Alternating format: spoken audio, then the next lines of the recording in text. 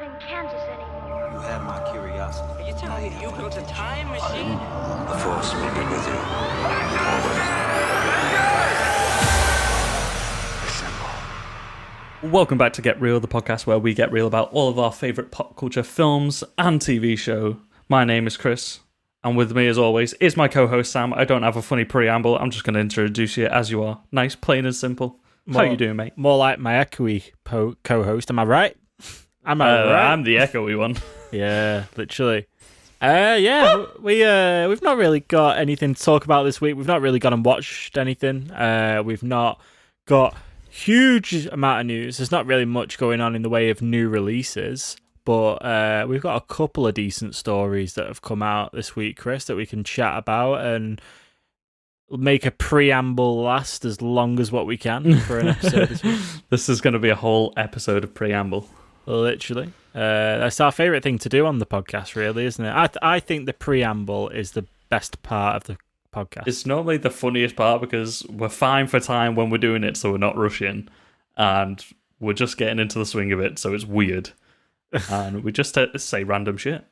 I know, and then we're like panicking because then when we're actually covering the topic and we get towards the end, it's like, oh, quick, we need to make sure we talk about this and that and this and finish and, you know. And this and this and this and this. And this and this and this. Shall we jump into the classic? Sam, what have you been watching? Well, I just want to jump in really quickly before the standard. Whoa! I want to break up the routine a little bit. It's breaking the mold. Just remind everybody out there that's listening, right up top instead of just at the end, that you can follow us on socials. So make sure you're heading over and following Get Real Pod at gmail.com. Yeah, you can do that if you want to email us. But just make sure you're following at Get Real Pod on Facebook, Instagram, and Twitter, and join in the conversation with us about what you're watching as well. There has never been a better time to follow us on socials because shit is happening. A lot of shit's going down.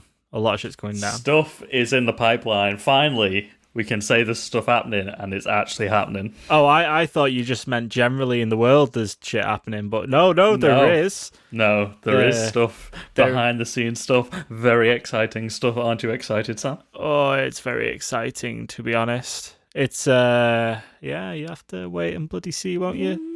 Boys and girls. I already put a little tease on the Twitter saying that, ooh, stuff's happening, stay tuned. Oh, I've not... who approved this? Who signed... I did. I no spoilers, it was just, maybe keep an eye out to socials. Who signed off on this madness, eh? The co-host and co-founder of the podcast, me. Oh, goodness. I got word from the high ups, from one of the big cheeses himself, me. That bloody high, bloody bloody big news on the horizon. It's like a really bad band name. They were trying to follow up from Huey Lewis in the News. Yeah, look, what? And Bring Me the Horizon. It's like an 80s metal pop throwback. What have I watched this week? Not very much, I don't think. I mean, I carried on watching The Walking Dead. Where are you up to now? So, we're at the bit where... what's happened? I'm at the bit where it starts to get a bit stagnant, to be fair. It starts to get a bit like, I kind of forget what... Beth's dead. So that's happened. You had the pig trough. Yeah, that was a while ago. Eatings. That was a while ago. Yeah, no, I've had the hospital. Then they've gone to Noah's old town. Noah's the other guy from the hospital. Tyrese is having a bad time. Eugene and Abraham. That's happened. They found out Eugene's true motive. And other than that, that's it. It's, I can never remember where Negan shows up. I feel like I've got one more bit before Negan shows up, but it could also be just round the corner. You get the introduction to... They get to the town first, don't they? Like the walled off place. They get there, and then stuff with Negan and Kingdom and stuff starts to go down after that, don't they? Yeah. Hilltop. Last That's like when you get introduced to all the different factions and stuff. right. Wider End world. of season 6. I'm looking for. That's where I get up to, and I'm like towards the end of season 5. So we're getting there. I'm nearly caught up to where I stopped watching. Maybe. Little pig, let me in. So excited to see that scene again. You know, I've not watched it since. The eeny meeny miny mo scene. Yeah, I'm just really excited to see. I would not be excited for that scene. No, I'm just excited to see Jeffrey Dean Morgan's Negan on screen again and feel as though it's the first time I've seen it again. To be fair, now that I've seen it, like, I remember that episode was just, I've never felt so anxious. I was walking around my living room watching it. I've never felt so anxious. There was that and, like, Joker were the two things that proper, like, gave me almost anxiety attacks. Yeah, Like- but that was... Like, I was proper heavy breathing watching that episode because it was, like, an hour and a half long, wasn't it, as well? So it was a longer episode. It was nearly, Yeah. like, a double-length episode. And, like, they just keep hitting roadblocks and stuff like that. And I was like, oh, I can't deal with this. Too much shit's going down. But that was at its peak, man. That's like, whoa, you've got this Negan guy. They've just gone through this, like, really tough time. Then it just gets worse. Really bad. But, no, exciting times. I've not really watched much else. What have you been watching? I'm trying to think what the order of when we recorded stuff. So we recorded on Thursday, didn't we? So what did I watch? I believe I hadn't watched Hereditary at that point. Did I talk to you about Hereditary? No, you were... No. No. We talked about it like off podcast, I think, a little bit with the boys. The boys. The lads. Which is now concluded. The boys. No, I didn't mean the show The Boys. I know, I just wanted to talk about it 'cause it's kind of sad. You just wanted to talk about The Boys again. The boy. Always in our heart. Because we've not done enough episodes on the boys. Sorry, I mean you mean on The Boys. The boys. Yeah, so I watched Hereditary. Woo, that film is so fucking good. It's so creepy and dark and just... It's so slow and it just ramps up in pace and ramps up with like just escalating fucking weirdness and creepiness and everything. And then just like it just sort of crescendos at the end with just like batshit insanity. And yeah, it's fucking cool, man. It's such a good film. The Haunting of Bly Manor is meant to be good as well, speaking That's of what I was about to talk about because I've just started that. I think I'm on episode 5 now. Oh, okay. It is good. I didn't see the first half of The Haunting on Hill House. I tuned in for the second half. Okay. So I know that ended like really cool, and that was like exploring like I think there was like 5 kids, and they all were representing a different stage of grief and all that sort of stuff, and exploring that in a cool way. Mm-hmm. It seems like they're obviously turning it more into an anthology series, but there's one returning actress who's like. She's now the narrator of this season, where she was one of the characters in the first season. So I think that's how they're going to thread it all together. I cannot remember her name. I always forget it. The Haunting of Bly Manor. Of course, she doesn't come up on the main page. Fill the silence. Hill House instead. What is her name? Carla Gugino. Very cool. She's the mum from Spy Kids. Okay. There you go. You knew who that was. Yeah. Oh, the son as well. The guy who played Luke in the first one is back for the. Oh, are all the characters back? How do we run a podcast not knowing anybody's name of films or anything that we've seen? Okay, so because I barely watched Haunted on Hill House, I didn't realize a lot of the cast have come back again. There's a lot of characters come back again. Like Victoria is now playing the lead role. Oliver Jackson is back. He's one of the lead characters. Okay, I didn't realize that. That's pretty cool. So yeah, they're doing like an anthology series, almost like a Netflix version of American Horror Story, only it's a bit more in the mind rather than just American Horror Story is just a slasher show essentially. Mm-hmm. Yeah, what else did I watch? Did I say I was rewatching The Mandalorian? Because I'm rewatching The Mandalorian. No, you didn't say you were rewatching The Mandalorian. I'm rewatching The Mandalorian. I just finished episode 3. How are you finding rewatching The Mandalorian? I'm loving it. I'm loving it. Yeah, I'm definitely gonna do it. I'm gonna do it leading up to season 2. Definitely. Yeah. Well, I'm getting through like one episode like every couple days or something. So, like by the time I finish it, like it'll only be a couple days away, probably. Oh, that's nice to know. It's really nice to know that we're actually going to be able to watch something that's actually due to come out and when it comes out, be able to watch it. I think that's it really in terms of big things that I've watched. Nothing else I really need to cover off anyway. I'm probably just forgetting some stuff. Okay, right. Do you want to talk some news then? Let's talk some news. New news or old news? New news. I mean, just news in general. Right, so do you want me to drop something hot and fresh on me? Right, okay. So I think we just missed this after we finished recording, because that's usually what happens. Yeah. But green light for Green Lantern Corps series on HBO Max. That's what I was thinking before we started recording. I was like, you told me something the other day and I can't remember what it is. That's what you were saying. Yeah, it's got the green light to go ahead. So I'm guessing they're happy with the scripts now, because last time we heard they were toying around with loads of different versions of scripts and ideas for the series. Someone say it, the lantern was lit in green. Mm-hmm. Ho, ho, ho, ho, ho, ho, ho, ho. Funny. Right, yeah, HBO Max is going to kill it. HBO Max is doing so much stuff. I think it's probably going to be good. Looking at the other stuff that's coming out of HBO Max lately, all the stuff that's about to come out of HBO Max, I'm really excited for it. I think they're going to pour a lot of money into it and make it look so good. Yeah, well, I mean, you've got Raised by Wolves is doing really well on there at the moment, isn't it? Yeah, that's the Ridley Scott series, isn't it? I watched... Speaking of this Raised by Wolves shenanigans, I watched the strangest scene from Raised by Wolves, where I'm assuming the main actress, like androgynous android thing. Yeah, the mother. Yeah, the mother. I think. Yeah, right. So she fucks some people up. And then she takes off and starts flying.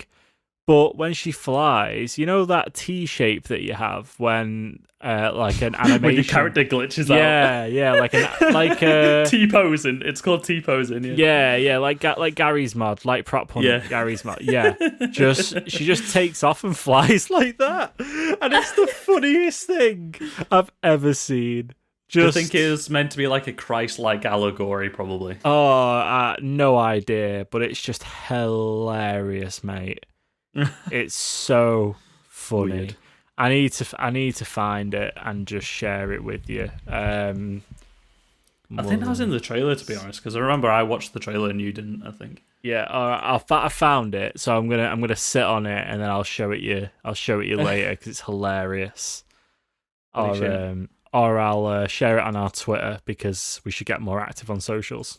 Yeah, we definitely should. So, do you want me to keep going with my news? Or... Yeah, you keep going. I'll keep going. I don't know whether we covered this off, but this story landed on the 13th of October on a movie web. So I don't that was only 2 days ago. That's only 2 days ago. It goes so fast.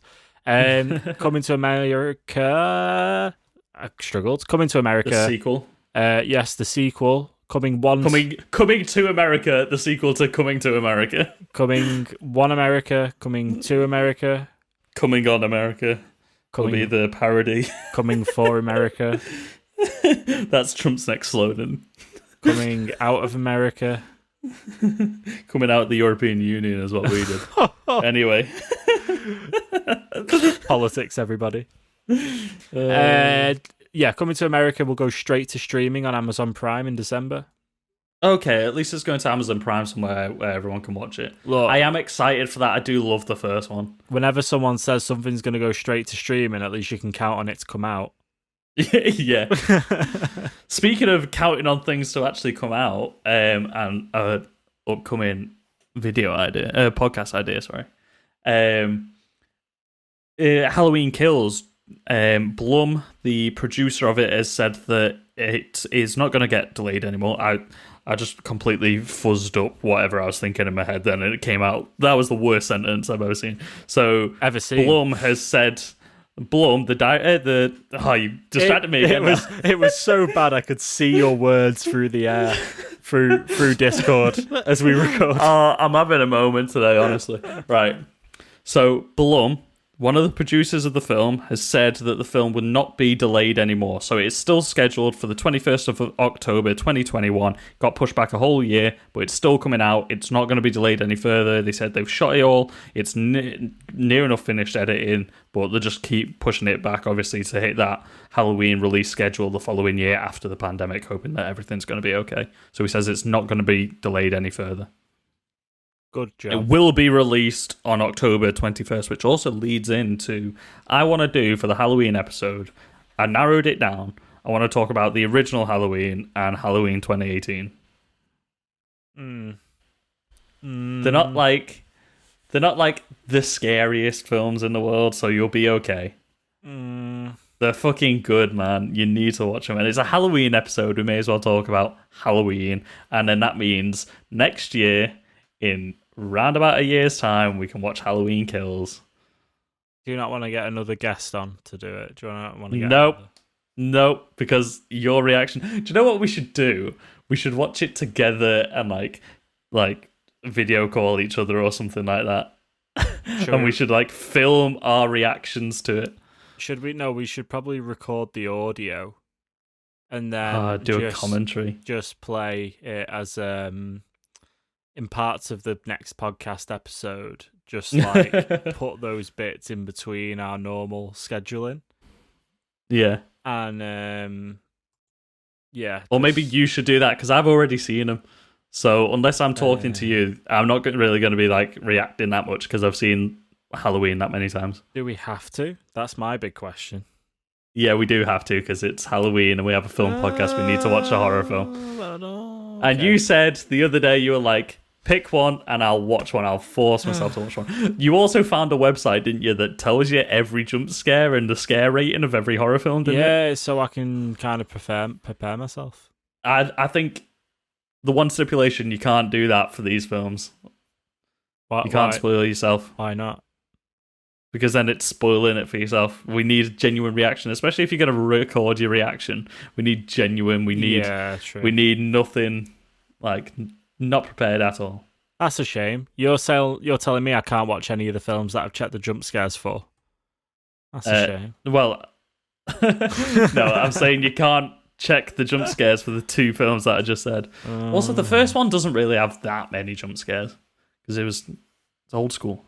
Before jump scares were the only thing that horror films did. Okay. All right. Okay, maybe. Okay. What's our next story? We got a look at a poster for the Lego Star Wars Holiday Special. Oh, yeah. I've seen this. It's a Lego severed Luke's hand, and it says, "To Luke from your father," and it's got a little bow wrapped around it. And it looks so good. November 17th, it's coming out. Is this going to be a feature length, or is it just like a mini? It just says original special, streaming November 17th. So I'm assuming it's just like the normal holiday special.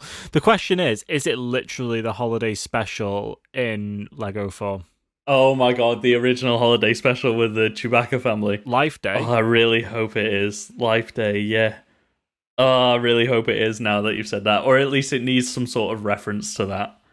Yeah, that's what I mean, though. But if you call it Lego Star Wars Holiday Special, Lego usually do a pretty good job of recreating stuff from the films, just and putting it with its own little twist on it. Have you seen the Lego Batman movie? I've seen bits of it. Have you seen the bit where it shows montages of Lego versions of all the different Batmen? No. Well, it has a little montage of all the different versions of Batman from screen and animation and everything like that, but done as Lego. And then it cuts to Adam West, Batman 66, live action. That's pretty cool. So if they do something like that with the holiday special, they do Lego reinterpretations of some of the funniest bits from Star Wars and stuff, and then maybe throw in some like live action holiday special nightmare fuel of that child Wookiee. Nightmare fuel. It is nightmare fuel, that Wookiee. You know what's really funny? I use the meme of that child Wookiee for work stuff because I'm like, why work as stuff? a fan of Star Wars, we have like a Teams chat thing, and because people at my work don't really like watch Star Wars. There's not really anyone apart from maybe somebody else in the area who like is into Star Wars. So when I post it, they just think that that's just a standard thing from Star Wars. But what I really like to think in my head is like, yeah, no, that's not. You're gonna show someone that, and they're gonna be like, WTF? Why is this what you associate with Star Wars? It's just like warping somebody's reality on Star Wars. Yeah, I like that. This is like a little joke on someone. Yeah, people think like, oh, Baby Yoda, oh, Baby Chewbacca. Baby Chewbacca. Yeah, no, he's freaky as out, honestly. Oh, brilliant. You know what's cooler than a Lego Star Wars Holiday Special? Do you know what's cooler than a baby Chewbacca? Baby Chewbacca? Baby Chihuahuas are pretty cool. Yeah, but you know what's cooler than all of that? What? Fans ziplining into Godzilla's mouth. I saw this months ago. I don't know why you've only just. Then again, I think when I saw it, it was just like demo, like it was just the concepts of it. Is this like an actual video of people actually doing it? Yeah, this is like, you know, the people, the creators of Godzilla just having like a good old wander around of it. And then it's dead funny because there's a bit where you can stand near it and it's like a bit of like a shooting gallery thing. But they've actually all got bloody P90s, like actual weapon, like military P90s when they're doing it. So, I mean, my god. And that looks horrifying, that version of Godzilla as well. So it's based off the new like Shin Godzilla movie. Yeah. So it's got like the weird tiny like googly eyes which for some reason are just haunting. I'm gonna do everybody a solid and I'm gonna share it on the Twitter. Do it. I'm watching it now. It is really like that would terrify me. I've got this weird sort of thing, like my imagination from being a kid is just like way too over the top. And like, you know, like when you would go to like a dinosaur park or something and they got like animated dinosaurs and stuff like that. Oh, like you know where I went to? I went to what zoo was it? I went to Blackpool Zoo, and Blackpool Zoo has a dinosaur part of it, but it's all just like animatronics that just repeat the same like 30 seconds of noise, and it's just like, hang on, people are like slowing down and walking round to look at like just fake dinosaurs. Just these fake dinosaurs just like moving on a pivot, and people are like, wow, look at that. It's like, you've come to a zoo where there's real animals and you've come to look. That sums up 2020. That's 2020 for me. They've got one down in Devon, and it's like a dinosaur park / zoo, but they've got like a whole bit where it's like every half an hour it'll activate, and like it's got like a big T-Rex like bursts out of a shipping container and stuff like that, and then you get like the little like acid spitter ones, but they spit water into the crowd and stuff like that. And like, but I've like since a kid, and it's just something that I can't shake. I can never like turn my back to them because they freak me out too much. Like I need to stare at them because I feel like if I turn my back to them, I'm gonna get fucking munched on or something. And just seeing that giant Godzilla, I would be like, I'm way too close to these teeth, mate. You feel like it's gonna come alive, and yeah, we had a mate in college who had like a proper phobia of mascots, and I was like, oh no, that's silly. Like it's just like a big fluffy Pikachu or something who shit himself, and I'm like that, but like with like lifelike looking dinosaurs, which I know definitely aren't real. What's the next story? Anyway, that Godzilla thing, it's got a little museum with it and stuff. That looks pretty cool. I'd go see that. Are you watching it now? Yeah. Yeah, I've already seen it. Yeah. Toei Animation have got not Toei Animation, but Toei have got what's it called? A whole like museum and stuff in Japan with loads of the stuff from their films, like Seven Samurai, and they've got like the original Godzilla costumes and stuff like that. I'd love to go to that one day. It's pretty interesting. What else have I got news-wise? The UK's getting a Disneyland, if you didn't know this. I thought this feels kind of relevant. So, UK Disneyland New Images gives sneak peek of rides and film-themed attractions. It's going to have a London resort, apparently. Is this going to have... All right, so I saw a headline the other week as well saying there's a BBC theme park being made. Are they going to be linked together in some way, maybe? I mean, I don't know who's making theme parks in today's climate, jeez. BBC as well, what are they going to do? Fucking have like a BBC 24 News like roller coaster or something? Doctor Who 24/7. Fucking EastEnders fucking roller coaster. Get out my pub and fucking... Pat Butcher just pushes you out a fucking door and you go backwards on the roller coaster or something. Jesus. You got an animatronic fucking Ross Kemp staring at you. So I'll tell you a little bit about this UK Disneyland. Got nothing left. It's going to be in Kent, and it's going to be the size of 136 Wembley stadiums. Ooh. I was about to say, please don't make it be small. So, a closer look suggests that there may be an Aztec-themed land with an ancient citadel and pyramid, as well as a fairground.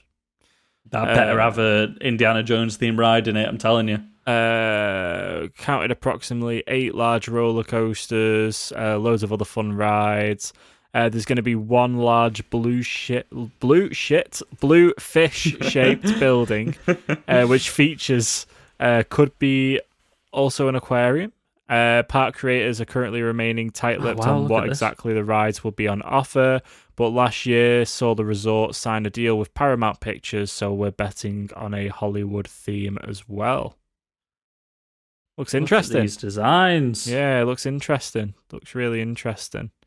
I don't think it's going to be as good as the further afield Disneylands. It's definitely going to be a lot smaller. I don't see a Disney castle. Is big, but no, that's what I'm thinking. There's no castle. There's no main street. In the bin with it. It seems more like California Adventure. Put it in the bin. Yeah. I mean, it'll be cool. And the rides there are always really good. If they have something Star Wars themed, then I'm in. Yeah. You know what I mean? It's like, give me a Star Wars themed roller coaster. Yeah, and it's something a little bit different to Alton Towers and whatever Blackpool Pleasure Beach and what other shit. Thought Park, yeah. Like, British theme parks are a bit naff. Like, they've got some good rides, but they are kind of naff. Yeah, a little bit. My favourite one was Camelot. Camelot. Camelot. Yeah. And that closed down, didn't it? That hasn't been torn down yet. It's just a derelict, overgrown theme park now. And I started to write a script for a found footage horror film that I wanted to make in there, and I never followed up on it. Yeah, Camelot was dope. Yeah, but we went to Camelot together in high school. Yeah, you went and watched the jousting. That was hardcore, man. That was so hardcore, the jousting. Like, you think about it now, it's like, definitely was fake. Like, no one's just turning up to go and actually joust each other. But there are places where like they'll actually do like semi-real jousting, but like this one, like they never even made contact. Like, thinking back on it now, is like, wow, they didn't even nearly make contact. No, but like, it was just guys falling off the horses and stuff like that. Like, they were probably using rubber poles as well. Yeah, and then they'd fall off the horse, and then they'd have like a sword fight in the middle of it as well. Yeah, the Black Knight would always come stomping out of nowhere. That always reminds me of the first episode of Game of Thrones. Oh, yeah. Yeah, with the mountain and the hound and the Knight of Roses. Yeah, what a scene! What a Remley Baratheon. That wasn't Remley Baratheon, was it? Was it? Maybe. Was it Remley? I'm going to say yes because I have no idea. Renly. No, it wasn't Renly. It was the one that he was hooking up with. Loris Tyrell. Obviously, Rose is the Tyrell family. That's the one. Played by Finn Jones, Iron Fist himself. There you go. We got to the bottom of it. I'll do a story next. The Batmans. Yes, has resumed filming It in has resumed Liverpool, filming. right on our doorstep. Okay, so there's some stuff to talk about. We've got first look at Selena Kyle in a day where like we got a shot of everyone leaving the funeral for the mayor, we think. Proper photos that also had Penguin in as well. Looks cool. Carmine Falcone. Yeah, John it looks Turturro in there. cool in daylight, which is very, very interesting because the prosthetics look great. Yeah, he's so cool, and you can tell it's more Colin Farrell now as well. I think, like if you kind of cover the bottom half of his face, you can see that it's Colin Farrell. Yeah, it's still his eyes. Like they've even put like prosthetics on his brow, I think, as well. But yeah, it's still his eyes. You can tell it a lot more. Yeah, he does look fantastic though. Also, we had shots of this was, I think, before Robert Pattinson rejoined the set. The stunt performer for Batman was in the suit doing a lot of the stuff around the city. Yeah. We saw people taking like photos of him getting ready in costume and stuff like that in like local buildings and stuff like that. But also we had a video come out. I think it was on top of the Liver building, I think. Like meant to be like on a clock face. He's stood like at the top of this huge building, and the stunt guy's clearly like attached to the building, but he like starts to do a bit of a fall, and then obviously they'll cut into probably a CGI fall, like, you know, like he's going in for a big swoosh off the building with the cape out and stuff like that. Yeah, and literally that was pretty cool. Like it looked like it was like pretty much daylight as well, like just before sunset probably. It was like up there, so getting some like daytime Batman action maybe. We're gonna watch this and see a lot of Liverpool in. It's gonna be cool to see like places that we know. Yeah, especially like my family's from Liverpool. Fucking Scousers, big up.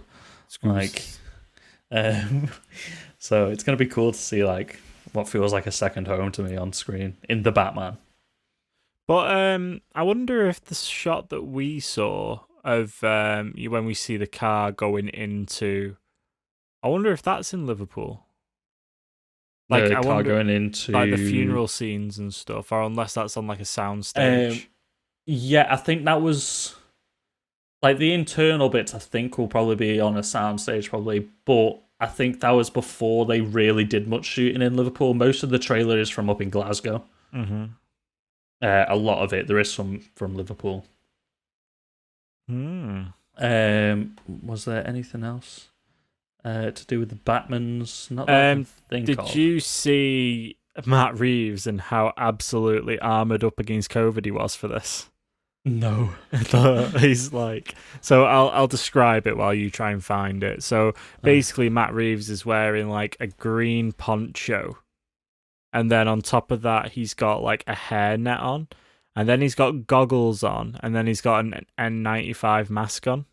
He looks like, keeping it relevant to what I've been watching, he looks like in The Walking Dead where they kill a zombie to like pour all the guts over themselves so that they can sneak through. I don't know whether you found it yet. Have you found it? No, I can't find it. No, I'll send it to you so I can get your reaction while we're here. But he's definitely maintaining. I did just find. Carry on. I was saying he's definitely maintaining that 2 meter distance. Apparently, all the cast for the Batman wore like an earpiece so that they could still be directed by Matt Reeves without having to without him having to go up towards them and close to them. But the earpieces are like flesh coloured and clear so that you can't see them. I'm seeing other people masked up on the set. Oh yeah, look at him there. Yeah, he does. He looks like when they're in the city and they chop up the zombies. Yeah, literally. He's like so armoured up. He's like, he looks so like he's ready. about to like step in for the Riddler in that one scene. I know, yeah. Maybe it is. Maybe that's who it is. Maybe it's the Riddler, and maybe it's not Matt Reeves, and we're all just going to be trolled all along.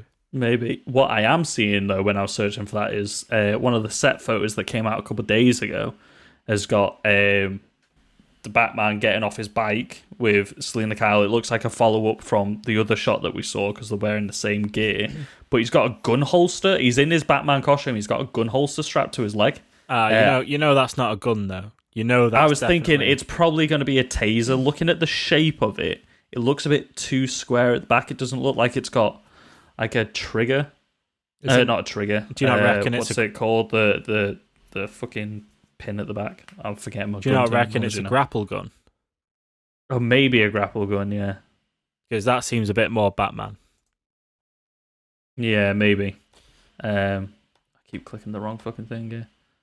Anyway, while you're clicking through, shall I move on? It just doesn't look like it's got the head of a grapple, but it could possibly in there just a different design. I was thinking maybe a taser, but yeah, grapple gun makes more sense.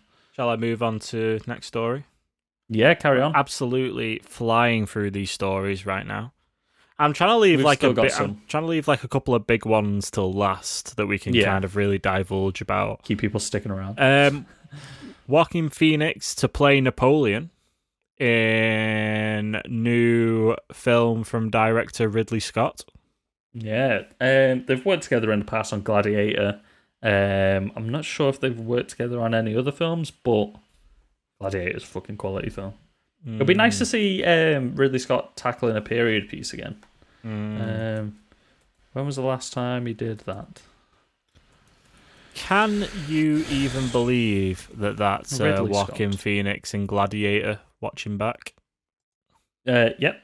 It still very much looks like him. It does, but it's just so different.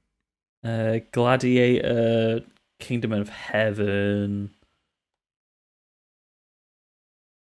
Yeah, he hasn't done many. Oh, he did Exodus, Gods and Kings in 2014. That was probably the last time he did a questionable film. 2010's Robin Hood.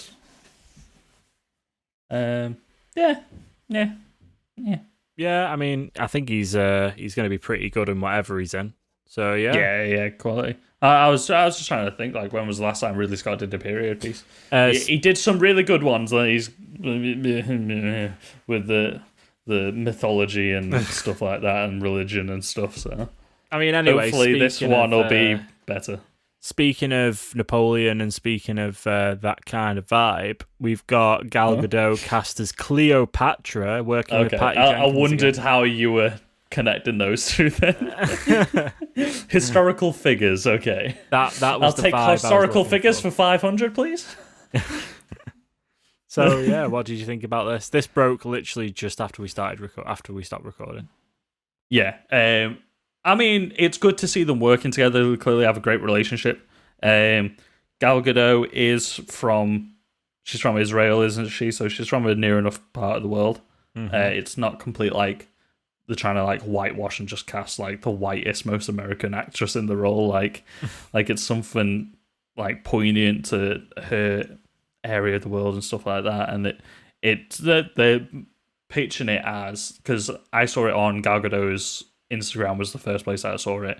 She's pitching it as it's the first time Cleopatra's story is actually being told from a female perspective.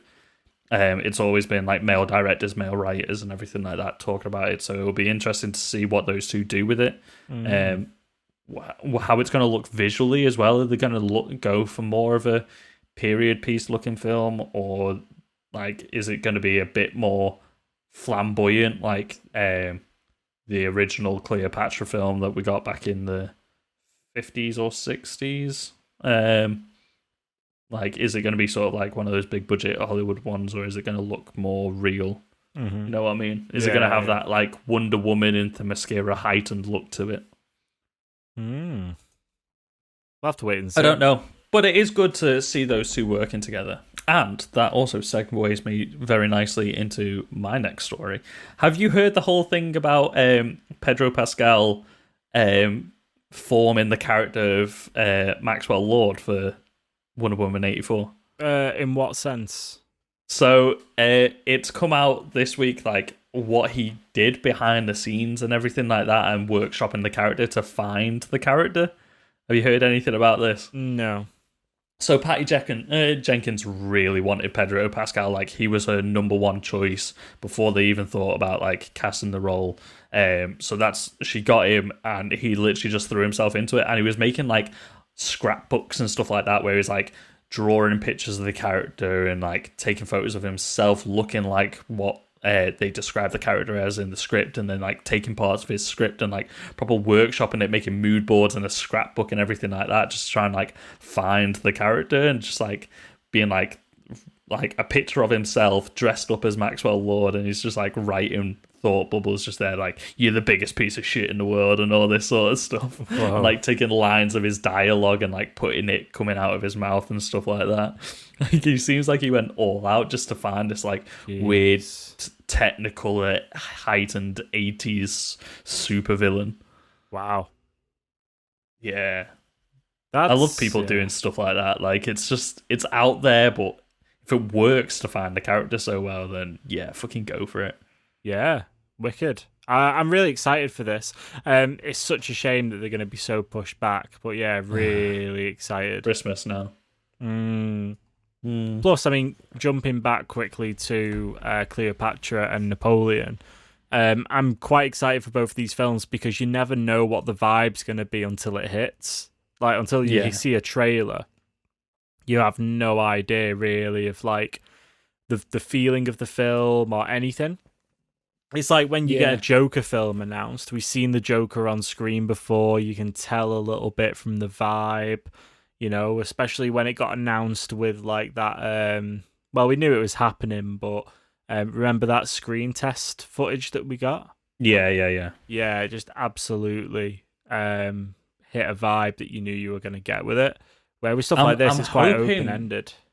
Yeah, I'm hoping with like Walking Phoenix, we might get like, you know, like wartime Napoleon, and maybe like see like the darker side of like the Napoleonic Wars and stuff like that, instead of just sort of like the high glossy like Pirates of the Caribbean-esque looking period pieces about like people like Napoleon, where it's mostly just like them in boardrooms and stuff like that. Like, kind of want to see like a darker side of the Napoleonic War. I can't remember the last time we had a film about the Napoleonic War.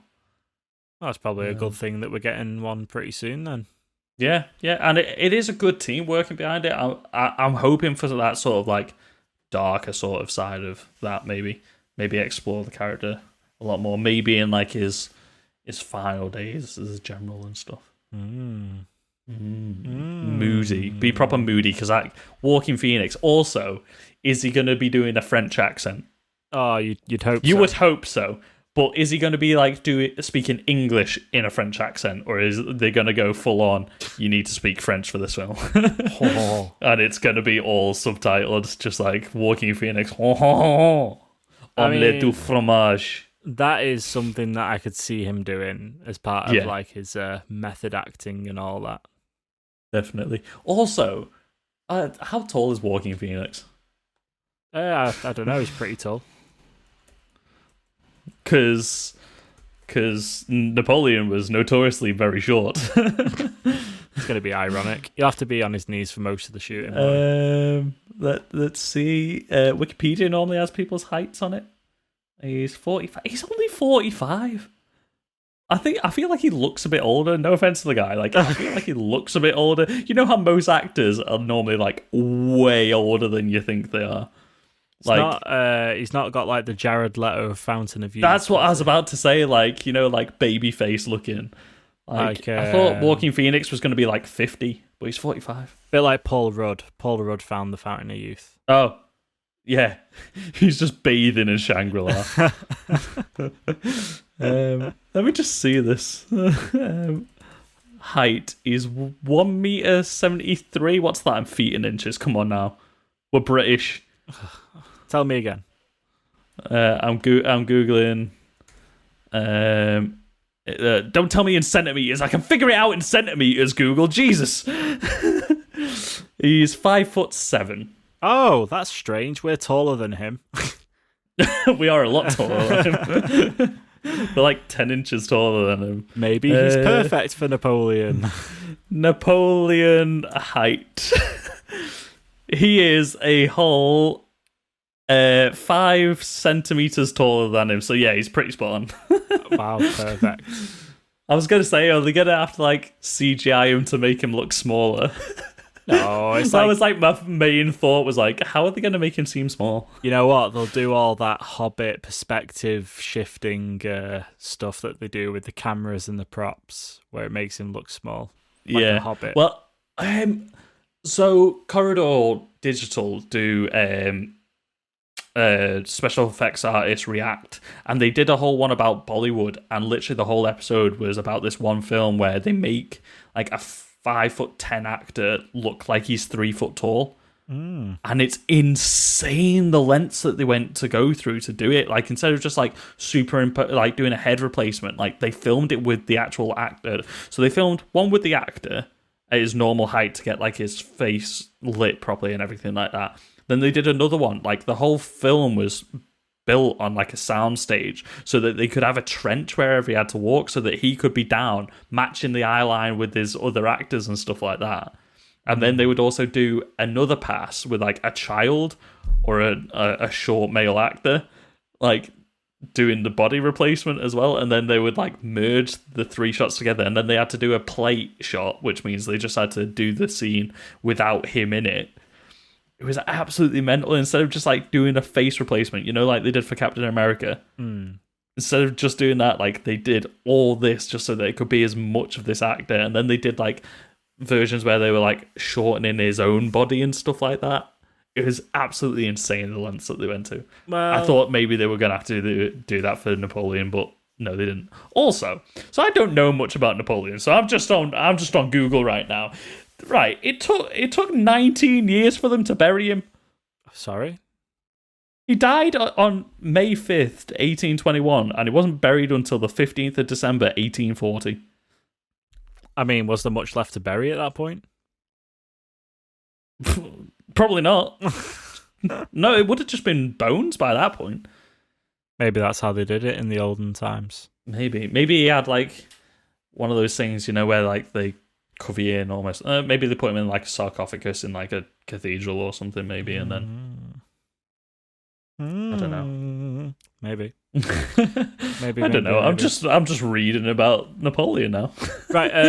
I have, I think, another story before we can move on to a couple of big ones. It's not really a story. Okay, go on.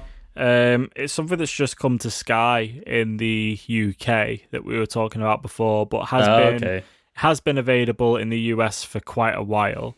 But it's the first time I've seen it, which is the Comey Rule, which is the Donald Trump drama versus the FBI, head of the FBI. Yep. Like, very interesting. And how did this not make it into any of our like stratospheres? Like, we did not know this was a thing at all, and it's fully aired in America. And like what's his name? It's not Donald Gleason. What's his name? The actor in it who's playing Trump. Patrick Gleason? No, Patrick Gleason. Brendan Gleeson. Brendan Gleeson. There we go. Jesus. His Trump is fantastic. Yeah, it is brilliant. From what we saw in the trailer, anyway, like he's got the voice down and he kind of looks like him in a weird way. Like, but didn't you say that he was getting a load of 1-star reviews? And how much do we think of those are like legitimate criticisms, and which ones are just probably just Trump fans just writing it down? If I was to split it, I would probably say 70% Trump supporters, 30% criticisms, maybe. Probably. Yeah. Just absolutely slating the shit out of it just because they don't want people to tear down the untouchable Trump. No, not my untouchable leader. No, not the greatest man in the world. Oh, no. Yeah. Loyalty. I want to watch it now. Like, I really want to watch it. You were saying, like, they've got people playing Barack Obama in there. They've got Boyle from Brooklyn Nine-Nine's in it. Yeah, they do. It look honestly, I was quite. It's Jeff Daniels in the lead role as well. I'll say that now. Yeah, I mean, as a UK viewer who isn't really tied to US politics at all, I think it looks pretty cool. I think it looks very interesting. I wouldn't mind giving it a try. You know what I mean? I think it's also no coincidence when it was released. Absolutely no coincidence. Which, at all. I mean, bravo. Bravo.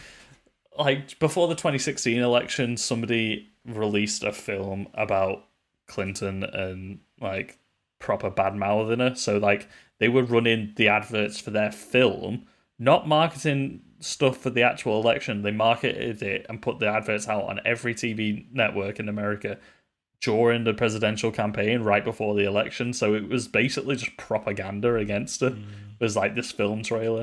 It was like, holy shit, like it's just comeuppance at this point, isn't it? Mm-hmm.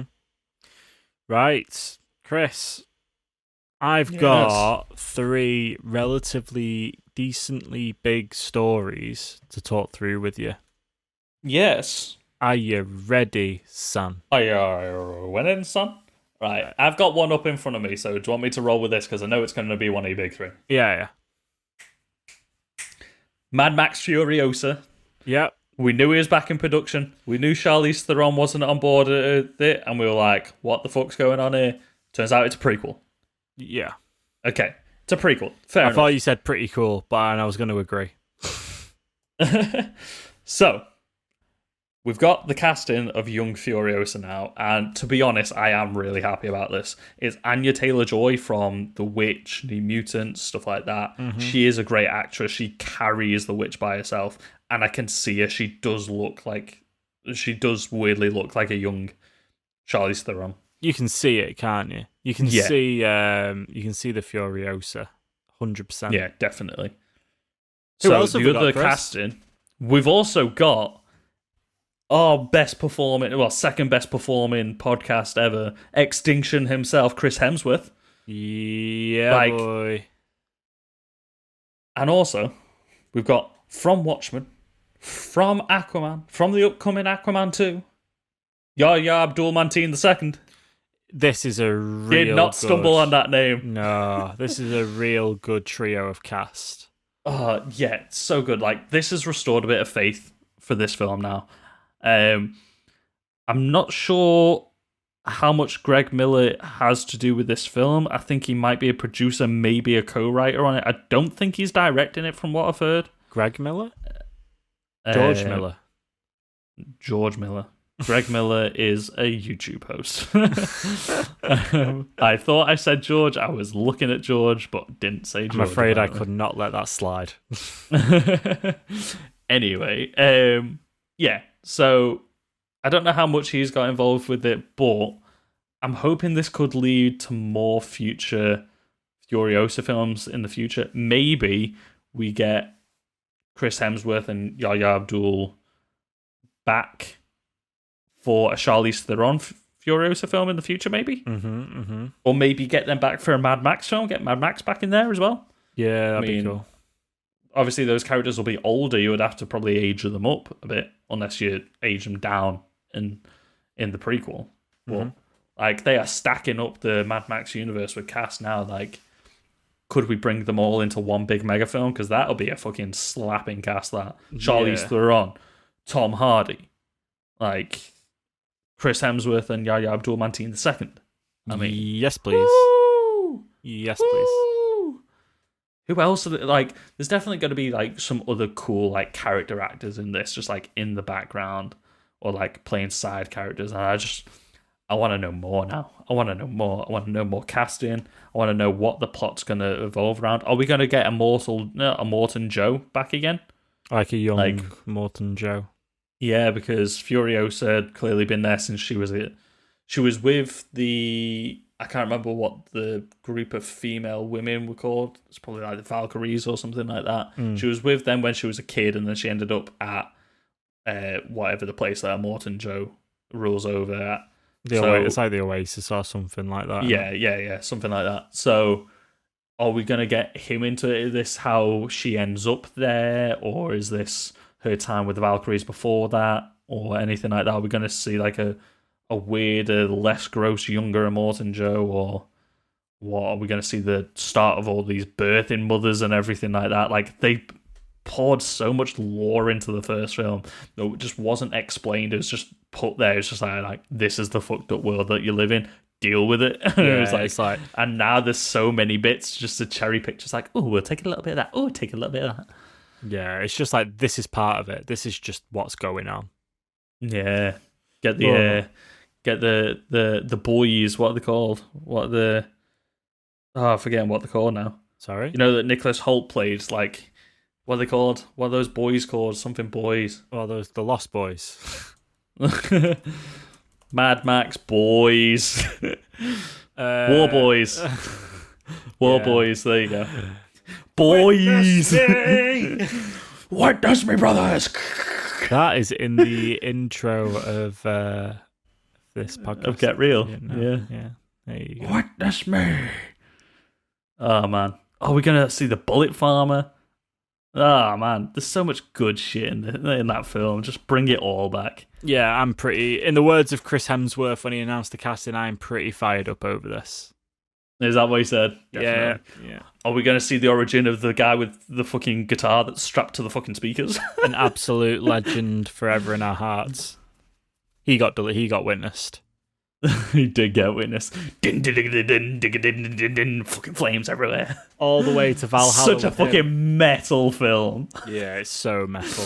If you gave that to us two when we were 14, 15, we would have been fucking shitting ourselves. Shot very practically as well. Oh man. Even when did this film come out? When did Mad Max Fury Road come out? 2015 was it? I'm guessing 2015. 2015. I remember so going to the we cinema were and watching 20. it. Yeah. It still blew us away even then, but like we were like proper metal kids back in the day. Could you imagine if we got that as fucking kids? Moshers, some would say. We would have just been there like long hair, fucking hair whipping it out, off to see Suicide Silence the next week. Goodness me.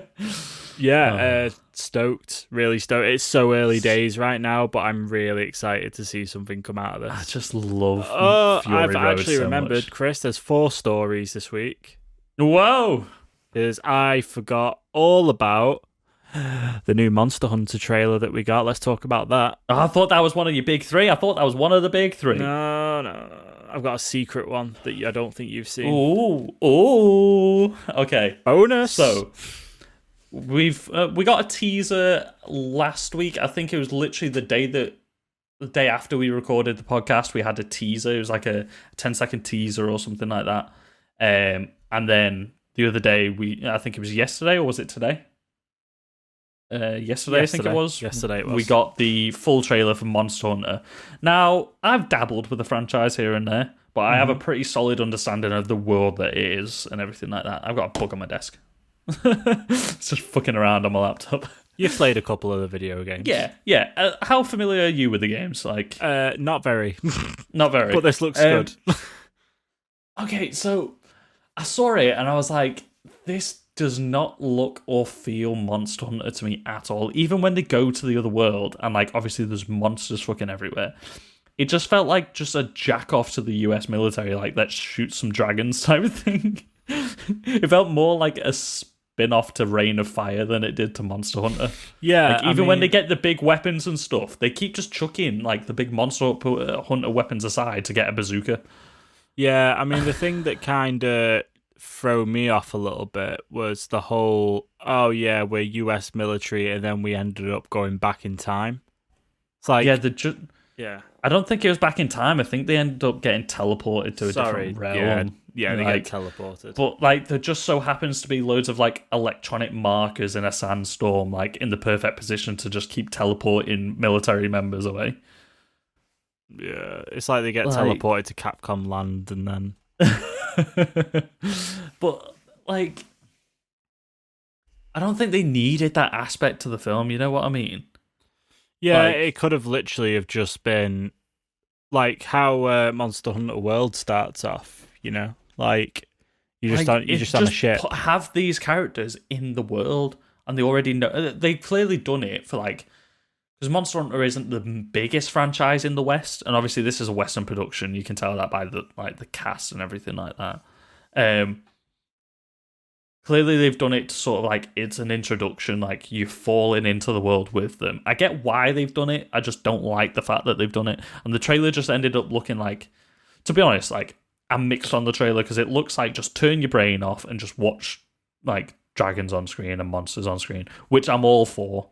Give me that, but like they are like, and it's got Mia Djokovic in. It feels like they're just doing the Resident Evil treatment. Like they've taken another Capcom property, they put Mia Djokovic in it, and they're just there like, okay, let's try and twist this to make it totally different from what the source material is. But do you get what I mean? At the same time, they have stayed really true to the monsters and The designs, the actual designs of the stuff. They've stayed really true to, and it looks awesome. Like there's a little video where the director sits down and shows the Monster Hunter game developers like some video clips of it, and they're like, yeah, that's like so spot on.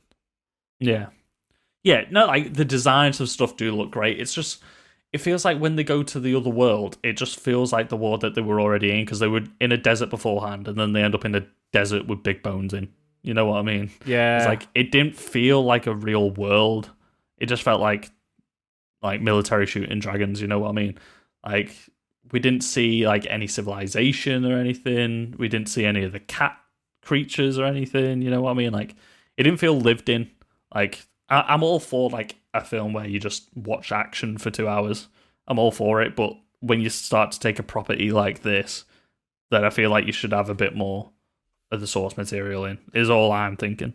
Yeah, I mean, we might be quite surprised, but I just think... I'm hoping so, yeah. I think it is going to be a little bit overshadowed at the bit, like the thing of, oh, why have we teleported to this random world? And oh, we're soldiers, but we're going to make it work. We're going to make it work. It's literally, watch any anime is what this is. Like, it's just an isekai. It's literally just somebody falls into a different world, and like they're just going to be OP as fuck in this new world.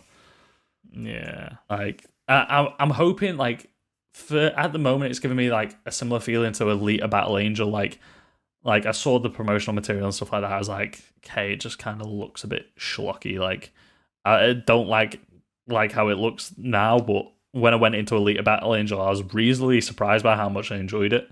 Mm-hmm. And I'm hoping to have the same sort of thing with this, whereas like the trailers like left me lukewarm, and I'm hoping to be like pleasantly surprised by it, even if it is just like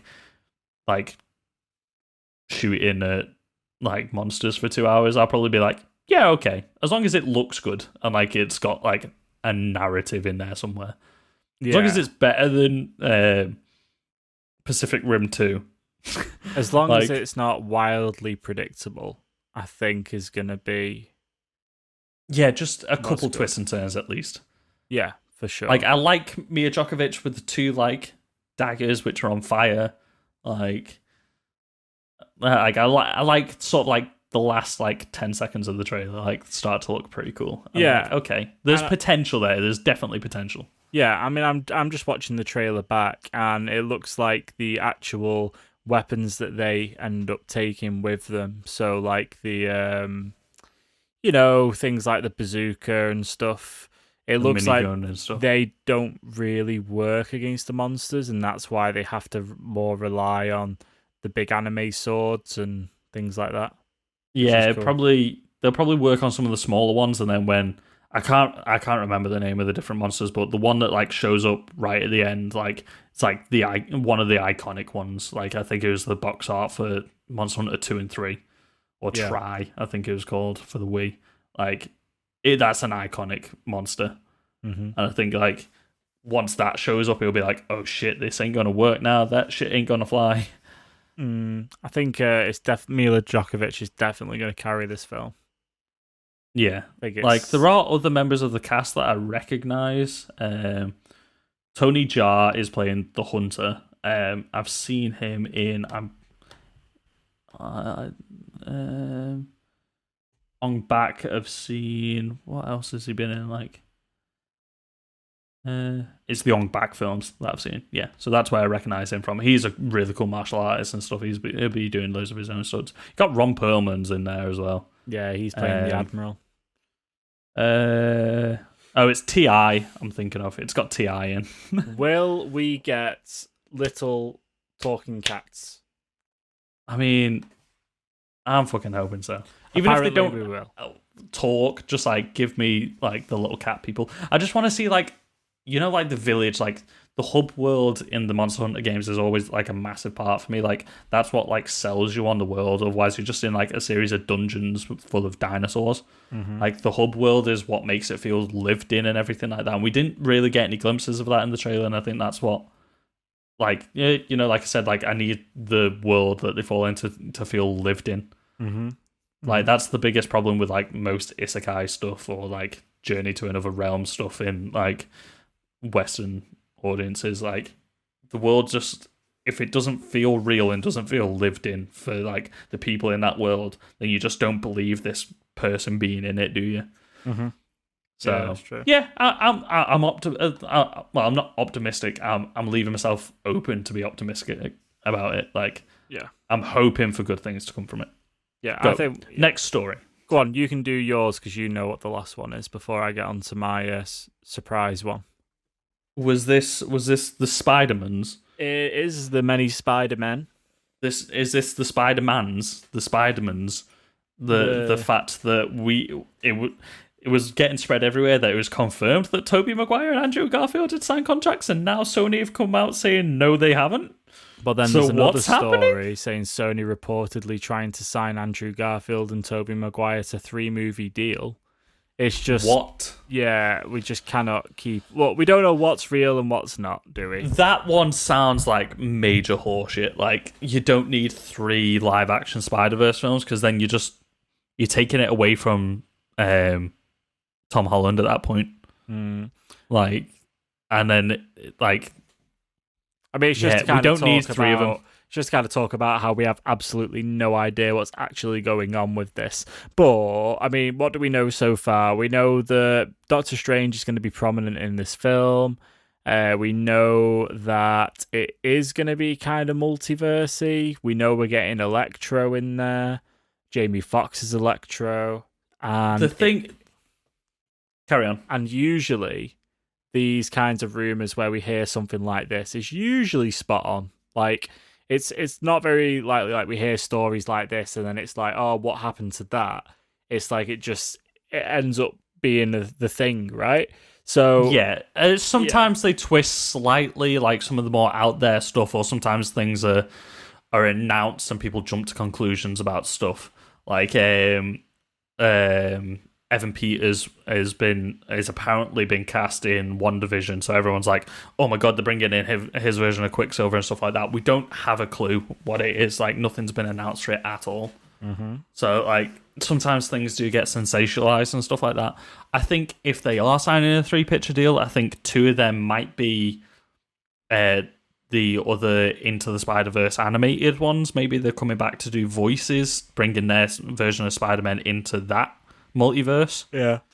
Because like we saw, like the it was Chris Pratt voiced the other Peter Parker, wasn't it? Into the...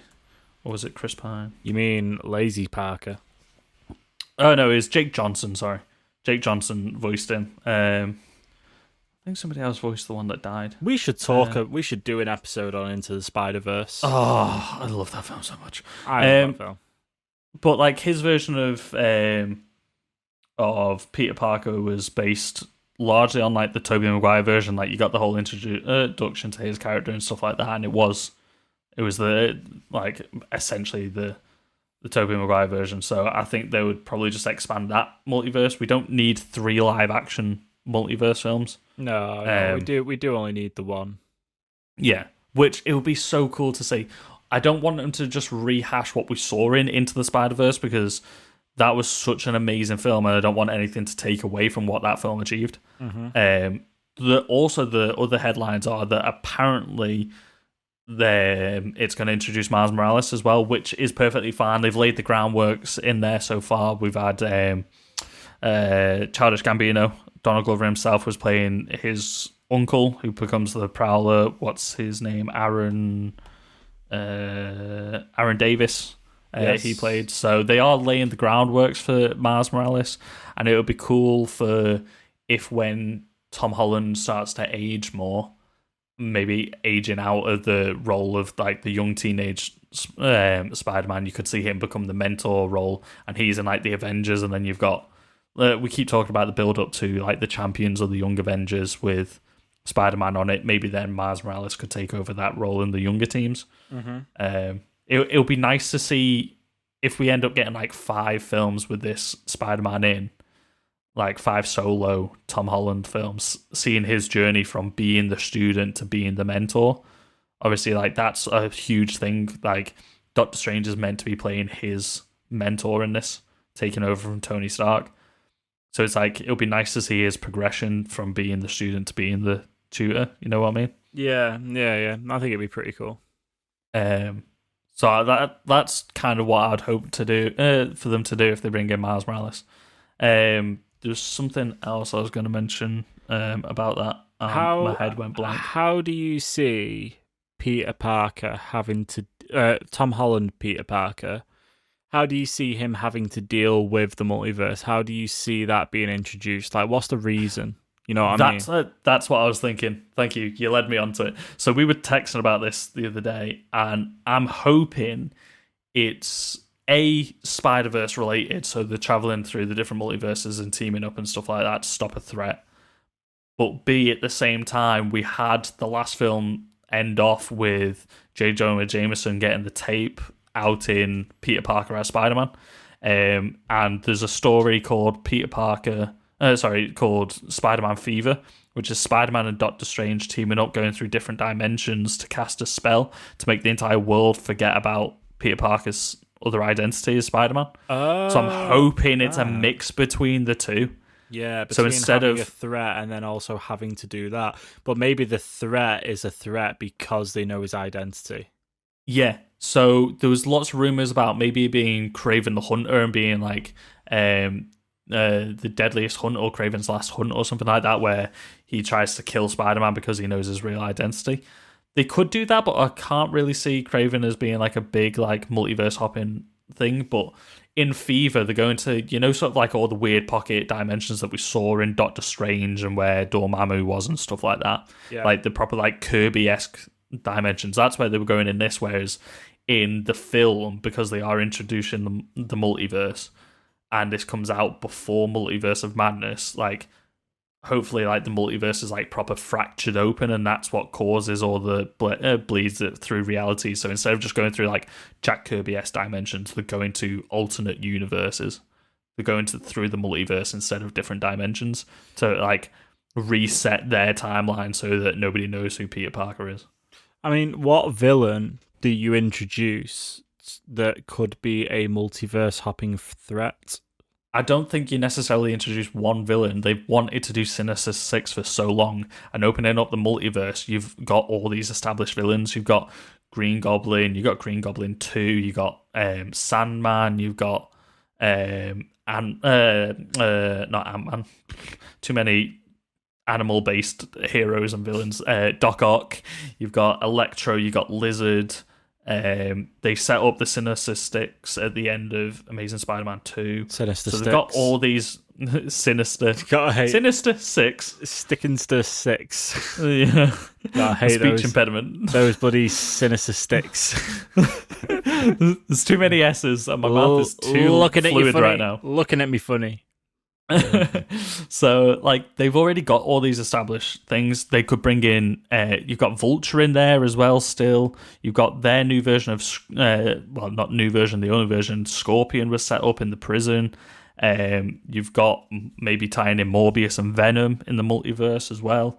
Like you've got enough there to make at least a Sinister Six. You've got you could bring back Mysterio as well. So you've got so much potential there. I don't think you need one villain. I think the same way the different Spider-Men are crossing over by fractures in the multiverse,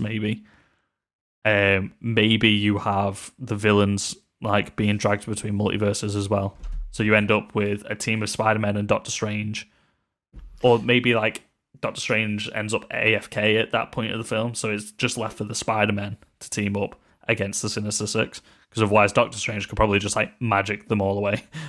Maybe, and I could see this being a very Tom Holland like kind of thing. Well, a Spider-Man kind of thing. Maybe what happens is that he sees like another Spider-Man on TV. Maybe he's just like sat at home or he's like out somewhere and he sees like another Spider-Man but he's there. And it's like he then wonders how who is that Spider-Man? Because I'm here and I'm not there. And then maybe that other Spider-Man has figured it out and has figured out multiverse travel based on something else in their universe, and maybe it's not anything to do with the universe like that the MCU is based in. Maybe it's from an outside so like for example, you'd see like Tobey Maguire's Spider-Man out and about in the MCU, and it's like, whoa, what is going on? And then it's I think I get what you're saying. So like on a news report, like he could be just like, somebody's like, oh, there's a different version of Spider-Man in the suit. He looks a lot older. He looks a lot bigger. Maybe he's fighting like a different villain who had never appeared in the MCU. So like that's on the news. So Tom Holland, Peter Parker is just like sat there watching TV, and then like breaking news report, like out of nowhere, another Spider-Man that we've never seen before, and this has just appeared, and they're like fighting. Yeah, and then he's like, I know exactly who we should speak to about this, and then it ends up going to the Sanctum Sanctorum again. Yeah, exactly. Because that's how Doctor Strange gets introduced into stuff. People end up going to him and be like, what's going on? Something seems wrong, and it's not from this world. Help. It's not a technical issue. We need help. Yeah. I can't just punch it and make it go away. Yeah. I need Doctor Strange. Anything that just can't be fixed by punching, you need Doctor Strange for. Well, you can see it in your head, right? I think definitely. Be really cool. It'll be, sort of like the reaction shots that like Tom Holland always has. Like, oh yeah, like when he's in his bedroom and Aunt May like sees him in the spider suit and stuff like that, and like it is always like that comedy reaction shot with him, isn't it? Yeah, definitely. Right, do you want to know what my surprise story is? Super secret story? I have been hinting at it the whole time. What is it? Surprise, motherfucker! Dexter is coming back in a limited series for Showtime. I did know this. I did not notice your hints throughout. And Michael C. Hall is back, boy. Did you ever watch Dexter? No. I never got into it. I know you massively got into it. Dexter's really good, man. But if I remember right, didn't it end and everyone was pissed off with how it ended? Yeah, people were pretty disappointed with the ending, I'm not going to lie. So, do you think this is finally like, okay, let's come back and let's solve everyone's thing, and like, because it's a limited series, it's going to be like a one and done, bring it back and end it type thing, like what they've tried to do with Twin Peaks and they've done with other shows in the past, like bring it back for a one-off series and like finish it off. Yeah, all I think this is going to do is it's going to wrap up the ending. I'm not going to talk about what happens in case you decide to like watch it before you watch this. Probably not. But like it's a bit, I think it's going to be a little bit like a El Camino thing. Yeah. I think that's exactly what it's going to be. So, I mean, spoilers, anybody that doesn't want spoilers, I might be wrong here. Doesn't it end off with like him getting away with it all scot-free and leaving with a baby? Right. So, major spoilers for the terrible ending to Dexter. A terrible ending to an amazing series, by the way. So, what happens? Dexter ends up losing his girlfriend or whatever, his wife, his partner, which is really sad. I'm just trying to remember kind of in my head what happened. He kills a couple of really important characters. Like he just kind of goes off on one. And then basically he gets away with everything by then going and hiding in a log cabin. and that's it. That's where it. So it's literally Walter White at the end of Breaking Bad. Well, apart from he's not dead. Well, no, but I mean, like, Walter White at the end of Breaking Bad before he went back. Oh, yeah. Because he went to the cabin and stuff, didn't he? Yeah, basically like that. That's basically what it is. So, if I was to put my finger on what probably happens, probably he goes back and dies. Yeah, he goes back and dies. That's probably it. See, I don't know if that's satisfying enough. Like, he is a serial killer at the end of the days. Would it not be more gratifying if he ends up going to prison and actually paying for his crimes instead of just the typical, like, glorified killer just dies in a hail of gunfire or something like that? You know what I mean? Like there's no comeuppance or there's no catharsis to that. You know what I mean? It's like, I think it would be better, having not seen the series, so I don't know what I'm talking about really, but like from an outsider's point of view, I feel like it would probably be better if he actually had to deal with the repercussions of what he's done. Well, no, because the idea of Dexter is that he's like an extremely clever guy and he gets away with it because he always cleans up after his tracks. But I guess maybe he hands himself in. Look, if that happens, people are going to be even more pissed off with this limited series than what it did when it ended off. Well, it might be a whole sort of thing where it's like, did he have a kid? Am I just remembering a baby thing out of nowhere? I think so. I can't really remember. Because like it might be sort of like to give like his kid like a better chance in life or anything like that. Like he has to pay for his crimes. He has to like. Also, do you think it's gonna take place? However, when did Dexter end? Like 5 years ago? Is it going to be set 5 years after? Or is it going to take place right after? Who knows? Like, I feel like it would be a better conclusion for a series about a serial killer that he ends up actually paying for his crimes instead of just like every other glorified character just like being like, oh, death's my only way out. It's forgiveness and retribution through death. It's like a really common trope that it's like you can't think of an ending for a character that has been pretty much a shithead all the way through, so you just kill them off and like they are justified in death instead of them actually having to recourse for anything that they've done wrong. Like how many times you see like the bad guy suddenly turn good at the end and just die, and it's like you didn't have to like pay retribution for anything that you've done. Especially because wasn't he was a forensics expert, wasn't he? He was a blood spatter expert, yeah. Yeah. So like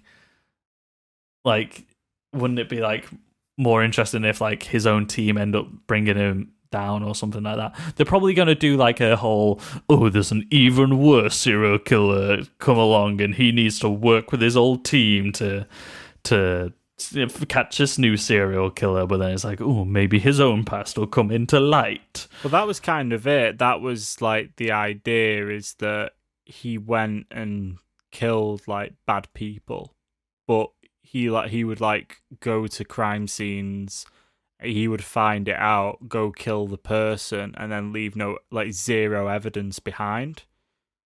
So right. he has got that. He has got a good, like, he's a bad guy, but I don't just because I'm bad guy does not mean I'm bad guy.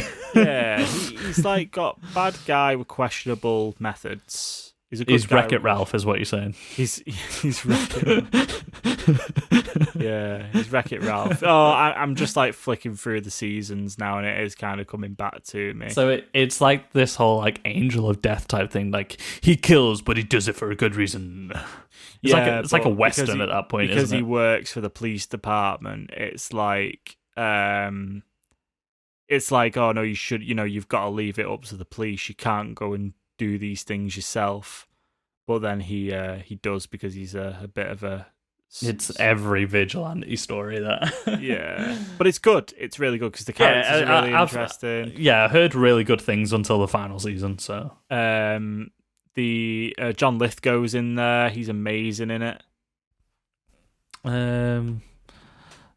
Dexter... I feel like I remember loads of the cast. And... I won't mind going back and watching Dexter. It's It's good. I just feel like there's way too much of it. How many seasons are there? 8. 8. But it's a good time. Yeah. Right, let's get towards wrapping David up. Zayas. Oh my god, when was the last time he was in something? Let's get towards wrapping up. There is one little funny thing I think we should leave on before we wrap it up. It's all jokes, man. It's all jokes. It's all jokes. Right, so I came across a really funny story on Apple News. There are other news outlets available. And I can't remember who it was, but I screenshotted it because I just found it ridiculous. So it's Star Wars related, which we can have a little bit of a round of applause because we've not spoke about anything to do with Star Wars other than The Mandalorian dedicated an episode in such a long time. But it's not even news, right? So I think this was basically the title of this episode. The title of this story was something like "The Things Everybody Forgets from Star Wars" or something. Something like that. What was that? Sorry? What was that? Run that by me again. So I think the news story was something like "The Things Everybody Has Forgotten Happened in Star Wars" or something. Okay. I'm adding the that just felt like, because you said that, like it felt like, like that kid was like, have you ever had a dream that you could and then you can and then you did and then if you can and then like that's what that sentence sounded like to me then. So I was reading this and I was like, I don't think anybody's forgot any of these things. It's what your nan forgot happened in Star Wars. Well, it's what a super casual forgot happened. Like anyone that's watched the films more than once hasn't forgotten it. It's what someone that was born 5 seconds ago forgot happened in Star Wars. It's like, don't get me wrong, there are some things where you would have to be a bit of a mega nerd to remember that. Is one of them just like, do you remember that time where Luke kissed his sister? I don't even think that's in here. Okay, go through the list. Right, shoot. I'm going to shoot it really quick. Everyone forgot about the death of Admiral Akbar in The Last Jedi. Nope, I didn't forget that. Chewbacca is a war veteran and personally knows Yoda. Yep. Yeah. When you watch it back, you're like, oh yeah, they were. Yeah, we know that. He says goodbye to him as he gets in the pod at the end of Revenge of the Sith. And he's a war veteran. I'll miss you most of all, Chewie. Did you forget the Jedi Council had a member named Yadi? A female Yoda. Oh, no, I didn't forget that. You almost acted like you forgot about it. Well, I just didn't recognize the name. Like, if you just said, if there was a female member of Yoda, I was like, oh yeah, she was on the council in The Phantom Menace, yeah. I definitely forgot this, though. Anakin wrestled with Greedo as a child. No, yeah, I remember that. Yeah. Because the playing around, isn't that where Warwick Davis is as well? It's just before the pod racing. Funny how they both ended up full of burning holes, isn't it? So, because they're always like, "Oh, you'll end up getting into no good, you Greedo." Yeah. Believe it or not, Count Dooku trained Qui-Gon Jinn. Yep, we remember that. Anakin buried his mom on the Lars homestead. Yeah, we remember that. So the thing about this is like, how come Luke didn't know that was, I don't know, probably long gone by then anyway. I don't think there was a proper headstone there, though, was there? It looks like a barrel. There wasn't like, Shmi Skywalker. Yeah, true. Yeah. Robots play televised sports in the Star Wars universe, and there's a little tiny clip of Attack of the Clones when Obi-Wan walks into the... Is it in the diner? Mm-hmm. Yeah. And following up from that, Obi-Wan helped a drug dealer turn his life around. Nobody forgot that happened. You want to buy some death sticks? You don't want to sell me death sticks. You want to go home and rethink your life. I don't want to sell you death sticks. Nobody's forgotten about that. Also... No, I'll wait. Either I'm just a mega Star Wars nerd, or these are things that nobody has forgotten about. Padme swapped places with her maid for protection twice. Played by Keira Knightley. Yeah. I don't think Keira Knightley, as I like to call her. A female Hutt used to own Anakin and Shmi Skywalker. Nope, because that was mentioned in the film. Yeah. The last one, and I think this is the true crime of this article. We all forgot that Obi-Wan got a lead from Dexter Jetster. I'm sorry, who forgets Dexter? The lead character of the prequel trilogy?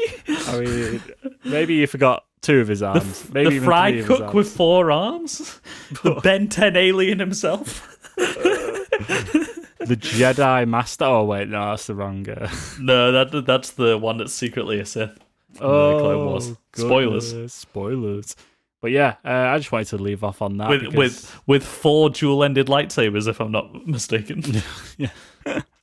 I just wanted to leave off on that because I found it quite funny. Made me chuckle a little bit. I want to see a version of the fight between the 4-armed Jedi Sith and with 4 double-ended lightsabers and Grievous with 4 single-ended lightsabers. Who doesn't? More lightsabers than you can shake a stick at. It would be more lightsabers than the end of Attack of the Clones. And that is all we've got time for this week. Make sure you go check us out on Facebook, Twitter, Instagram at GetRealPod. You can also email us if you're old school like that at getrealpoduk@gmail.com. Don't forget, guys, leave us a rate and review on your favourite podcast service. Go to Podchaser if you want. If you leave a rate and review on there, it syndicates it to all the other platforms. It could not be more appreciated. We'll read out whichever ones we get on there. Again, share us with a friend. Share us out on your socials and stuff like that. Follow our socials and then share out our socials to other people. Even if you're just there like, hey, check out Get Real. My favourite episode is probably The Witcher because everyone listens to The Witcher. Or Extraction because everyone loves Extraction apparently when we release that. Check out Get Real. They always talk about The Boys. The boys. The Boys. Either way, literally, stay tuned to socials because stuff's about to pop off on socials. Just saying things. Just saying things are about to go down on socials. So keep an eye out there. We are so excited for the future of the podcast. Yeah, big things. Thank you to everyone that makes this podcast possible, for listening to us, keeping us going through these dark autumn nights where there's no new releases. Yeah, let us know what you think about these news stories. Let us know what you're excited for that might actually come out this year. That'd be nice. Just talk to us about The Mandalorian because that's the next thing we're going to be obsessed with for the next couple months. And also, at Sam on socials and tell him that he needs to watch Halloween and Halloween 2018. Yeah, please do. Strap on a pair. Peer pressure will make me do it. He is. Sam gives into peer pressure. He really does. That's how I managed to get him to do crack so many times. Wow. That's what I've been rewatching as well. Always Sunny in Philadelphia, and it was the episode where Dee and Dennis do crack. Yeah, that's hilarious. Become crack addicts to get on welfare. The Frank perspective episode is hilarious. I can't wait to get through more episodes. It's so funny. So good. Anyway, we'll leave you there. Take care, stay safe, and we'll see you next time. Wash your damn hands. Bye. Batman said so. He's wearing a mask. Why can't you? Batman's. Yeah. Batman's mask is like it covers everything but the parts where you catch COVID from. Have you ever noticed that? Like they just need like a full face Batman mask. It's like he knew all along.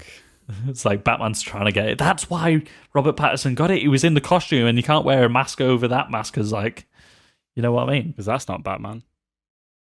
All right. Robert Bat in Bat. All right, let's end it there.